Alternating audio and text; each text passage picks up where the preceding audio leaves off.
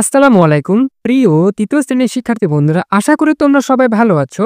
আজকে আমরা আলোচনা করব ইসলাম শিক্ষার ২য় অধ্যায় এর অনুশীলনী প্রশ্ন উত্তর নিয়ে। তাই না শিক্ষার্থী বন্ধুরা? আচ্ছা, তো দেখো এখানে আমরা অনুশীলনী প্রশ্ন উত্তরে কি দেখতে পাচ্ছি? দেখো এখানে আছে সঠিক উত্তরে টিক চিহ্ন দাও।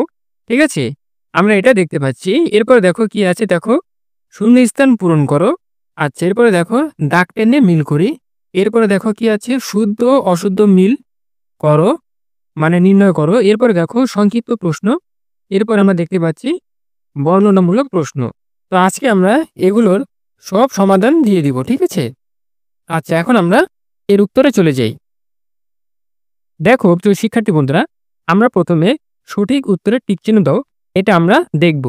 দেখো এখানে কি বলা আছে, কত খ্রিস্টাব্দে মহানবী হজরত মুহাম্মদ সাল্লাল্লাহু আলাইহি সাল্লাম জন্মগ্রহণ করেন? তো এটার সঠিক উত্তর হবে 570 খ্রিস্টাব্দে। আচ্ছা, এরপরে দেখো নারীর অধিকার ও মর্যাদা রক্ষায় কে সর্বাধিক তাগিদ দিয়েছেন? দেখো এটার সঠিক উত্তর হবে হজরত মুহাম্মদ সাল্লাল্লাহু আলাইহি ওয়াসাল্লাম। আচ্ছা, এরপরে দেখো মহানবী হজরত মুহাম্মদ সাল্লাল্লাহু আলাইহি সাল্লাম কেমন স্বভাবের মানুষ ছিলেন? দেখো এটার সঠিক উত্তর হবে শান্ত ও বিনয়ী।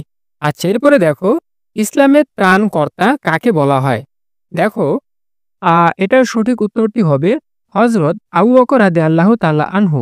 আচ্ছা, এরপরে দেখো হজরত আবু বকর রাদিয়াল্লাহু তাআলা আনহু কেমন স্বভাবের ছিলেন? তো এই প্রশ্নটির সঠিক উত্তরটি হবে সহানুভূতিশীল।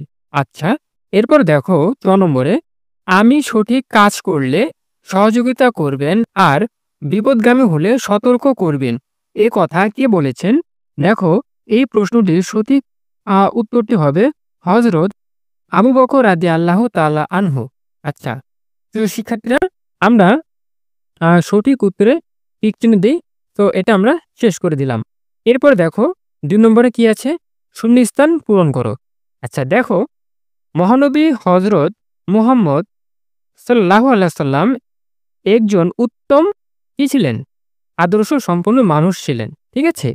এরপরে দেখো মহানবী সাল্লাল্লাহু আলাইহি সাল্লাম তার দূত মাতা হালিমা রাদিয়াল্লাহু তাআলা আনহা কে দেখা মাত্র কি হবে? দাঁড়িয়ে সম্মান জানাতেন। আচ্ছা, এরপরে দেখো হজরত আবু বকর রাদিয়াল্লাহু তাআলা আনহু ছিলেন ইসলামের কি হবে? প্রথম খলিফা। এরপরে দেখো হজরত আবু বকর রাদিয়াল্লাহু তাআলা আনহু ছিলেন দানশীল, দয়ালু, পরোপকারী মানুষ।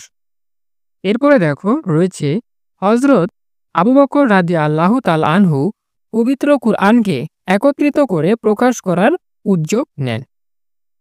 আচ্ছা, এরপর দেখো প্রিয় শিক্ষার্থীরা, আমরা দেখব দাগ কেটে মিল করি।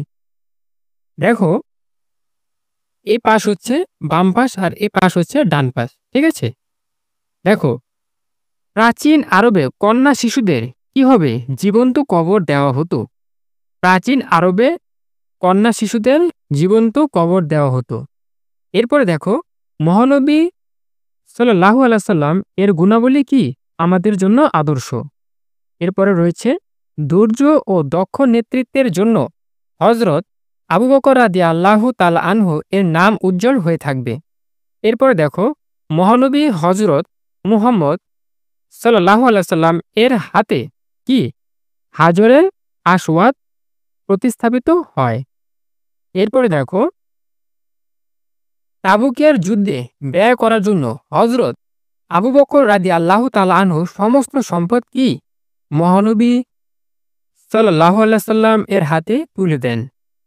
এরপরে দেখো প্রিয় শিক্ষার্থী বন্ধুরা, আমরা দেখব শুদ্ধ অশুদ্ধ নির্ণয়। দেখো হজরত মুহাম্মদ সাল্লাল্লাহু আলাইহি সাল্লাম ছিলেন অসীম ধৈর্য ও দৃঢ় মনোবলের অধিকারী, এটা কি হবে? শুদ্ধ। এরপরে দেখো মহানবী সাল্লাল্লাহু আলাইহি সাল্লাম হিলফুল ফুজুল গঠন করেন, শুদ্ধ হবে। আমাদের জন্য মহানবী সাল্লাল্লাহু আলাইহি সাল্লাম এর জীবনাদর্শ অনুকরণীয়, শুদ্ধ। এরপরে দেখো হজরত আবু বকর রাদিয়াল্লাহু তাআলা আনহু গরিব ও অসহায় মানুষদের সহায়তা করতেন, এটা কি হবে? শুদ্ধ। এরপরে দেখো হজরত আবু বকর রাদিয়াল্লাহু তাআলা আনহু রাষ্ট্রীয় কোষাগার থেকে অনেক বেশি ভাতা নিতেন, এটা কি হবে? অশুদ্ধ। আচ্ছা, এরপর দেখো প্রিয় শিক্ষার্থী বন্ধুরা, আমরা এখন দেখব হচ্ছে সংক্ষিপ্ত প্রশ্ন। ঠিক আছে? তো এটার উত্তরটা আমি তোমাদের দেখিয়ে দেব। আচ্ছা, তাহলে চলো আমরা উত্তরে চলে যাই। দেখো ৫ নম্বরে থাকা সংক্ষিপ্ত প্রশ্ন। এটার ক নম্বরে কি দেওয়া ছিল দেখো, প্রশ্ন ক, নবী ও সাহাবীগণের জীবনযাপন সম্পর্কে জানলে আমাদের কি লাভ হয়? আচ্ছা দেখো, এই উত্তরটা আমরা দেখি। নবী ও সাহাবীগণের জীবনযাপন সম্পর্কে জানলে উত্তম ও আদর্শ মানুষ হিসাবে গড়ে ওঠা যায়। আচ্ছা, এরপরে দেখো প্রশ্ন খ, কুরাইশরা হযরত মুহাম্মদ সাল্লাল্লাহু আলাইহি সাল্লামকে আল-আমিন নামে ডাকতো কেন? দেখো, এর উত্তরটা হচ্ছে হযরত মুহাম্মদ সাল্লাল্লাহু আলাইহি সাল্লাম সবসময় সত্য কথা বলতেন। কাউকে কথা দিলে তা রক্ষা করতেন। তাই সবাই তাকে বিশ্বাস করত, আস্থা রাখত। এজন্য কুরাইশরা তাকে আল-আমিন বলে ডাকত। এরপরে দেখো প্রশ্ন গ, হিলফুল ফুজুল কি? দেখো, উত্তরে কি বলা আছে, সমাজে শান্তি প্রতিষ্ঠার জন্য আরবের অন্য যুবকদের নিয়ে মহানবী সাল্লাল্লাহু আলাইহি সাল্লাম এর গঠিত সংগঠনই হলো হিলফুল ফুজুল। এরপরে দেখো প্রিয় শিক্ষার্থী বন্ধুরা, প্রশ্ন ঘ, হযরত আবু বকর রাদিয়াল্লাহু তাআলা আনহুকে ইসলামের ত্রাণকর্তা বলা হয় কেন? আমরা উত্তরে দেখব, হযরত মুহাম্মদ সাল্লাল্লাহু আলাইহি সাল্লাম এর ইন্তেকালের পর হযরত আবু বকর রাদিয়াল্লাহু তাআলা আনহু ধৈর্য ও দৃঢ়তার সাথে ইসলামের সংকটজনক সময় হাল ধরেন। তার দক্ষ নেতৃত্বের ফলে তৎকালীন তৈরি হওয়া সমস্যাগুলো দূরীভূত হয়েছিল। ইসলামী রাষ্ট্র আরও শক্তিশালী হয়ে ছড়িয়ে পড়তে শুরু করে আরবের বাইরে। এজন্য তাকে ইসলামের ত্রাণকর্তা বলা হয়। এরপরে দেখো প্রশ্ন উ, হযরত আবু বকর রাদিয়াল্লাহু তাআলা আনহু কেমন গুণের অধিকারী ছিলেন? দেখো, হযরত আবু বকর রাদিয়াল্লাহু তাআলা আনহু অনুকরণীয় গুণের অধিকারী ছিলেন। তিনি ছিলেন দানশীল, দয়ালু ও পরোপকারী মানুষ। তিনি সকল বিপদ আপদে নবীজি ও অন্য সাহাবীদের পাশে দাঁড়াতেন। তিনি তার আশেপাশের গরিব ও অসহায় মানুষদের সহযোগিতা করতেন। তিনি ধৈর্যশীল ও বিচক্ষণ মানুষ ছিলেন। সঠিকভাবে দায়িত্ব পালন ও জবাবদিহিতা ছিল আবু বকর রাদিয়াল্লাহু তাআলা আনহু এর চরিত্রের অন্যতম দিক। প্রিয় শিক্ষার্থীরা, আমরা ইতিমধ্যে ৫ নম্বরে থাকা সংক্ষিপ্ত প্রশ্ন ক, খ, গ, ঘ, ঙ এগুলো উত্তর আমরা দেখে ফেললাম। আচ্ছা, এরপর আমরা দেখব ৬ বর্ণনামূলক প্রশ্ন। ঠিক আছে? তাহলে চলো আমরা এটার উত্তরে চলে যাই। দেখো, ক নম্বর প্রশ্নে কি বলা আছে, নবী রাসূলগণের আদর্শ যিনি, কিভাবে তাদের আদর্শ অনুসরণ করবে তা লেখো। আচ্ছা প্রিয় শিক্ষার্থীরা, তোমরা অনেকেই বলতে পারো যে এই প্রশ্নগুলো কিন্তু অনেক বড়। তো এখানে যেহেতু ৯ টি পয়েন্ট দেওয়া আছে, তোমরা ১০ টি পয়েন্ট দেওয়া আছে। তোমরা কি করবে? তোমরা আ এই ১০ টি থেকে যেকোনো ৭ টা অথবা ৮ টা লিখতে পারো, বা তোমরা ২ পেজ লিখবে। হ্যাঁ? কমপক্ষে তোমরা ২ পেজ লিখে নিবে। ঠিক আছে? দেখো, নবী রাসূলগণের আদর্শ যিনি, কিভাবে তাদের আদর্শ অনুসরণ করবে তা লেখো। দেখো, উত্তরে তোমরা লিখতে পারো, নবী রাসূলগণের আদর্শ জেনে যেভাবে তা অনুসরণ করব। ১, মহান আল্লাহ ও মহানবী সাল্লাল্লাহু আলাইহি সাল্লাম এর আদেশ নিষেধ মেনে চলব। ২ নম্বরে দেখো, সবসময় সত্য কথা বলব, মিথ্যা বলব না। কাউকে কথা দিলে তা রাখার চেষ্টা করব। ৩, মানুষের বিপদে এগিয়ে যাব, সাধ্যমতো সহযোগিতা করব। সুখে দুঃখে তাদের পাশে দাঁড়াবো। এরপরে দেখো ৪ নম্বরে, আচার আচরণে বিনয়ী হব, অহংকার করব না, কাউকে অপমান বা ছোট করব না। ৫ নম্বরে দেখো, ছোট বড় সবার সাথে ভালো ব্যবহার করব। ৬ নম্বরে দেখো, অভাবী মানুষদের সহযোগিতা করব, প্রতিবেশীদের খোঁজ খবর রাখব। এরপরে দেখো ৭ নম্বরে, শান্তি শৃঙ্খলা বজায় রাখব, অন্যদেরও এই ব্যাপারে উৎসাহিত করব, কোনো সংঘাত দেখা দিলে কি তা দূর করার চেষ্টা করব। এরপরে দেখো ৮ নম্বরে, পরিশ্রম করব, কোনো ধরনের অলসতা করব না, নিজের কাজ নিজে করব, বাড়িতে বা বিদ্যালয়ে বিভিন্ন কাজে উৎসাহের সাথে যোগ দেব। এরপরে দেখো ৯ নম্বরে কি বলা আছে, মা বোন সহপাঠী সহ অন্য নারীদের সম্মান করব, তাদের কাজে সহযোগিতা করব। 10 নম্বরে দেখো, স্কুলে, বাড়িতে বা আশেপাশের বিভিন্ন কাজে নিজের থেকেই এগিয়ে যাব। সবার সাথে মিলেমিশে কাজ করব। ধৈর্য ও মনোবলের সাথে এসব কাজে যুক্ত থাকব। এরপরে দেখো প্রিয় শিক্ষার্থীরা, তোমাদের খ নম্বর প্রশ্নে কি বলেছে? মহানবী সাল্লাল্লাহু আলাইহি সাল্লাম এর আদর্শ কিভাবে অনুসরণ করবে তার একটি তালিকা তৈরি করো। দেখো তোমরা উত্তরে এভাবে লিখতে পারো, মহানবী সাল্লাল্লাহু আলাইহি সাল্লাম এর আদর্শ যেভাবে অনুসরণ করব তার একটি তালিকা।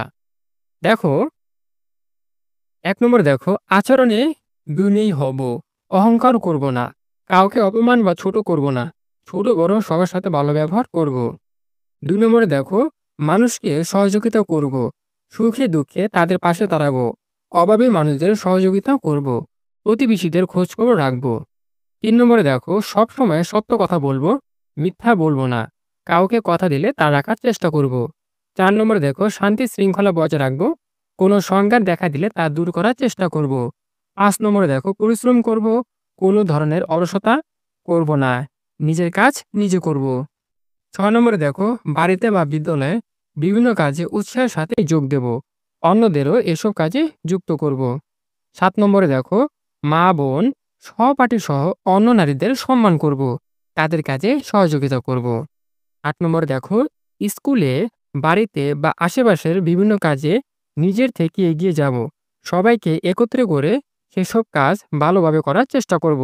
ধৈর্য ও মনোবলের সাথে এসব কাজে কি যুক্ত থাকব। এরপরে দেখো প্রিয় শিক্ষার্থীরা, আমাদের সর্বশেষ যে প্রশ্নটি, দেখো এখানে কি বলা আছে, কিভাবে হযরত আবু বকর রাদিয়াল্লাহু তাআলা আনহু এর জীবনাদর্শ অনুসরণ করবে তা বর্ণনা করো। দেখো আমরা উত্তরে এভাবে লিখতে পারি, হযরত আবু বকর রাদিয়াল্লাহু তাআলা আনহু ছিলেন ইসলামের প্রথম খলিফা। ইনি ছিলেন অনুকরণীয় আদর্শের অধিকারী। ইনি ছিলেন দানশীল, দয়ালু ও পরোপকারী। তাই আমরাও অন্যের প্রতি দয়াশীল হব এবং অন্যের উপকার করার চেষ্টা করব। সাধ্যমতো অভাবী মানুষের পাশে দাঁড়াবো। গরিব, অসহায় ও বৃদ্ধ মানুষদের প্রয়োজনীয় সহযোগিতা করব। সাধ্যমতো দান করব। দানের ক্ষেত্রে গোপনীয়তা করব। সাধ্যমতো দান করব। দানের ক্ষেত্রে গোপনীয়তা বজায় রাখব। হযরত আবু বকর রাদিয়াল্লাহু তাআলা আনহু সঠিকভাবে দায়িত্ব পালন করেছেন, জবাবদিহিতা নিশ্চিত করেছেন। আমরাও বাড়িতে বা বিদ্যালয়ে আমাদের দায়িত্ব সঠিকভাবে পালন করব। দায়িত্ব পালনে কোনো ধরনের অবহেলা করব না। হযরত আবু বকর রাদিয়াল্লাহু তাআলা আনহু ধৈর্য ও বিচক্ষণতার সাথে সবসময় মোকাবেলা করেছেন। তাই কোনো সমস্যা দেখলে ধৈর্যশীল থাকব। ধৈর্য ও মনোবল বজায় রেখে যে কোনো সমস্যার মোকাবেলা করব। সমস্যার হাল ধরে সবাইকে ঐক্যবদ্ধ রাখতে চেষ্টা করব। প্রিয় শিক্ষার্থী বন্ধুরা, আশা করি তোমরা এই ভিডিওটি দেখে খুব উপকৃত হবে। ঠিক আছে? তাহলে প্রিয় শিক্ষার্থীরা, ভিডিওটি আজ এ পর্যন্তই। দেখা হচ্ছে পরে কোনো নতুন ভিডিওতে। সে পর্যন্ত ভালো থাকবে। ধন্যবাদ সবাইকে।